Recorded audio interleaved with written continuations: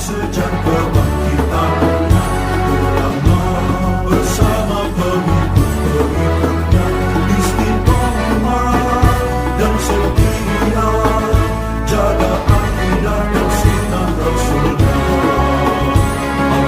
Alhamdulillah segala puji baginya ulama bersama pengikut-pengikutnya istiqomah dan setia menjaga agama nusa dan bangsa. Mari kuatkan niat kita, kita bulatkan tekad kita, terus lanjutkan amal kita, mengembangkan hikmah kita. Assalamualaikum warahmatullahi wabarakatuh. Alhamdulillah wassalatu wassalamu ala sayyidina Muhammadin Rasulillah wa ala alihi wa ashabihi wa man tabi'ahu hudahu wa jama'atah wa la haula wa la quwwata illa billah, amma ba'd. Segenap jamaah majelis taklim kami sore, para ustadz, para kiai dan seluruh tolabah. Meskipun saya tahu ini ustadz semua udah punya fungsi atau udah punya peran sebagai riayatul ummah, alhamdulillah masih bisa istiqomah untuk ngaji bareng-bareng di sini. Pengajian kami sore tadi disampaikan oleh Ustaz Romli udah hampir 5 tahun ya. Iya Ustaz, 5 tahun kira-kira. Udah hampir 5 tahun. Yang tadinya kitabnya 4 jadi cuma 2 doang ya. 4 apa 5? 5. Lebih 5 tahun. 5 tahun lebih ya. Ini 2019. Ini kita udah jalan total. Iya. Ya berkurang ya karena kondisi dan juga karena mungkin waktunya, maka kita setahun ini, selama setahun kita alhamdulillah Allah berikan istiqomah baca 2 aja, yaitu baca Alfiyah dan juga baca Ihya Ulumuddin. Dalam pelajaran-pelajaran Alfiyah itu yang kita tahu kan, diantaranya yang sering kita baca ini, alhamdulillah muallimit tullabi wa musahhilil khairi liman yata'allamu. Itu udah sering kita bahas bahwa itu adalah idhofah, dan idhofahnya itu mudhofnya berupa isim sifat, maka boleh di situ. Tapi yang menarik di sini Njid bikin alhamdulillah muallimit tullabi wa musahhilil khairi liman yata'allamu, dibuat dari wa 'allama adamal asma'a kullaha thumma ardhum 'alal malai, dari firman Allah itu, dari wa 'allama adamal asma'a kullaha. Jadi yang muallim yang sesungguhnya, muallim hakiki yaitu Allah. Artinya seorang guru atau seorang kiai yang memberikan pelajaran-pelajarannya, kalau memang Allah belum kehendaki untuk bukakan futuh, yang nggak bakal bisa. Tetap Allah yang nanti memberikan pemahaman. Itu muallim yang sejati, yang hakiki. Nah, yang ada di lingkungan kita sekarang ini muallim majazi, dipinjamkan sifat Allah, yaitu sifat allama. Sifat Allah yaitu sifat untuk mengajarkan kepada sesama. Jadi guru di sini ya udah ngajar aja, jangan mikirin pinter maksudnya. Saya mah ngasih makan makan aja, kalau nggak makan makan. Kalau nggak makan ya nggak makan. Waktunya ngajar ya, urusan pinter mah itu urusan nomor sekian. Yang penting seorang guru itu memang harus memberikan, dan urusan pinter itu nanti urusan Allah. Wa muallimit tullab. Kemudian wa musahhil khair lima yata'allamu, memang dijanjikan juga orang yang belajar, termasuk anak-anak kita, anak-anak kita yang belajar, anak-anak kita yang sedang kuliah, itu insya Allah Allah berikan kemudahan buat rizkinya, kemudian buat bayaran-bayarannya itu pasti ada aja. Nggak tahu gimana aja, itu pasti ada jalannya kalau untuk orang belajar. Makanya anak-anak kita jangan sampai putus sekolah, jangan sampai cuma karena satu dan lain hal yang sifatnya itu sifat terdesakan ekonomi, itu jangan sampai putus sekolah, jangan sampai putus kuliahnya. Kan banyak di sini ada Ustaz Suhendi, kan bisa jadi donatur. Ustaz Romli juga mungkin bisa jadi donatur. Banyak kawan-kawan, itu saya yakin dipermudah semuanya. Dan bukan hanya dipermudah dalam urusan ekonomi, dalam segala hal tentunya. Wa musahilil khairi di sini maksudnya Allah yang muallimit tullab, berarti Allah juga yang musahilil khair litullab.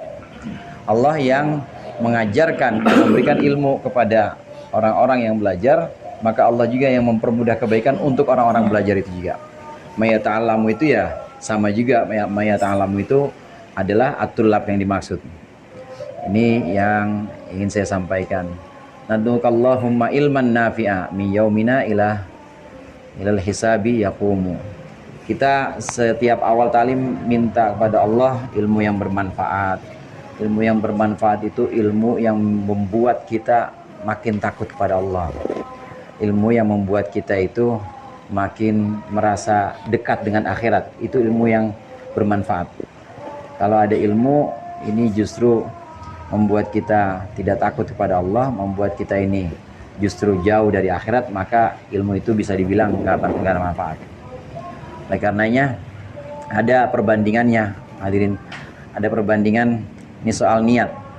Kalau kita dalam sholat itu kita niat turun, misalnya dari i'tidal kita niat turun ke bawah. Turunnya bukan karena niat pengen sujud, tapi turunnya karena niat pengen matiin HP gitu. Bunyi kebetulan nih, nelpon cewek Ustaz.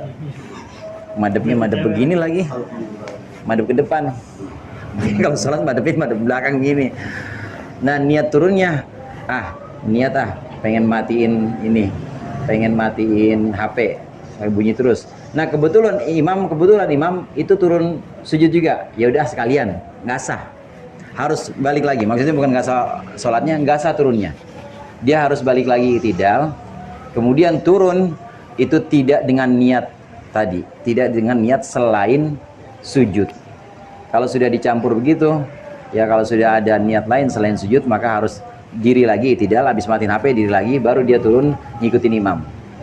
Nah, niat ini justru selamat kalau kita tanpa niat, mutlak aja udah, turun aja, nggak usah niat, ya udah itu. Kita dari sujud diri aja udah, nggak usah niat apa-apa, itu justru selamat dan itu justru sah. Tapi kalau diri dari sujud ini niatnya bukan niat berdiri, tapi niatnya ada binatang misalnya, gara-gara takut kita sujud ada binatang, diri lanjutin aja, udah tanggung sekalian aja diri. Nah, justru nggak sah sholatnya, nggak sah, itu harus balik sujud lagi. Nah, yang ingin saya katakan di sini, kita ngaji menuntut ilmu ini kalau kita mutlakkan niatnya, kalau kita mutlak tanpa niat apa-apa, itu insya Allah dapat pahala. Kalau kita tidak niatkan apa-apa, berangkat aja, itu insya Allah dapat pahala. Kalau kita mengamalkan apa yang sudah kita cari, maka kita dapat 2 pahala. Yang pertama pahala thalabul ilmi, yang kedua pahala ngamalinnya. Kalau kita berangkat ngaji tapi nggak diamalin, ya paling nggak dapat 2, dapat serang satu. Jadi dapat pahala thalabul ilmi, tapi dapat pahala juga nggak ngamalin ilmu. Dapat dosa juga nggak ngamalin ilmu. Jadi balance dah, imbang. Ini yang di Zubat disebut wa fa'alimun bi ilmihi lam ya'malan mu'adzabun min qabli ubadil watan. Orang alim yang dengan ilmunya dia tidak mengamalkan ilmunya, maka akan disiksa, mu'adzabun akan disiksa sebelum penyembah berhala.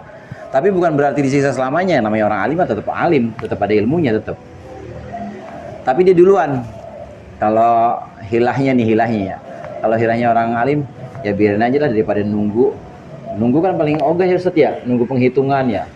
Nunggu kan paling deg-degan. Daripada deg-degannya, daripada was-wasnya berkepanjangan, biarin dah, siksa duluan dah. Habis siksa udah diangkat sama Allah. Jadi udah pasti-pasti aja. Udah yang pasti-pasti aja, masuk, dari situ diangkat, udah selesai. Nah, orang alim memang seperti itu.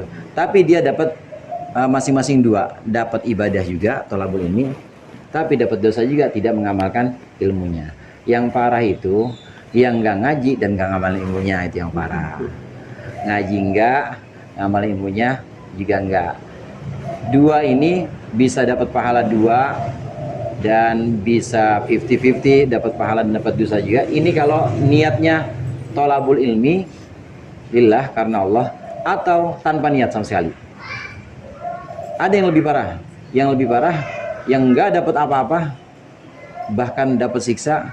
Ini kalau niat talabul ilmi, ini untuk lijam ilmal misalnya, atau jah wal jah, menuntut ilmu itu tujuannya adalah untuk mencari kekayaan dunia supaya dihormati orang. Wah, ini udah nggak dapat apa-apa nih, pahala juga nggak dapat, ya dosanya malah banyak.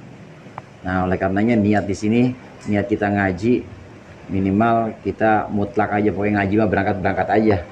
Atau bagus lagi ya kita dengan niat, memang kita niatnya adalah mendapatkan ilmu yang bermanfaat lillah, karena Allah. Jangan sekali-kali kita punya niat untuk mencari harta, kekayaan, dan juga meraup keuntungan dengan ilmu kita. Yang seperti itu kalau tidak bertobat, ya naudzubillah ya, kalau tidak bertobat itu justru akan sengsara, akan celaka selamanya itu. Tapi kalau bertobat, insya Allah Allah terima taubatnya dan mulai membenahi niatnya.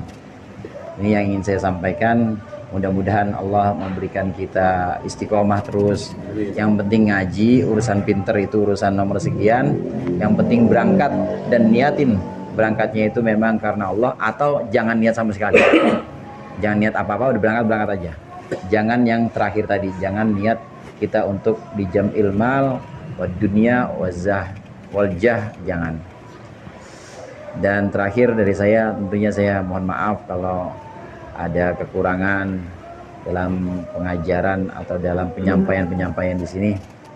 Saya yakin tadi di awal saya sebutkan di sini Ustadz semua udah punya fungsi riayatul ummah, karena ada 3 fungsi yang harus dijalani oleh kita.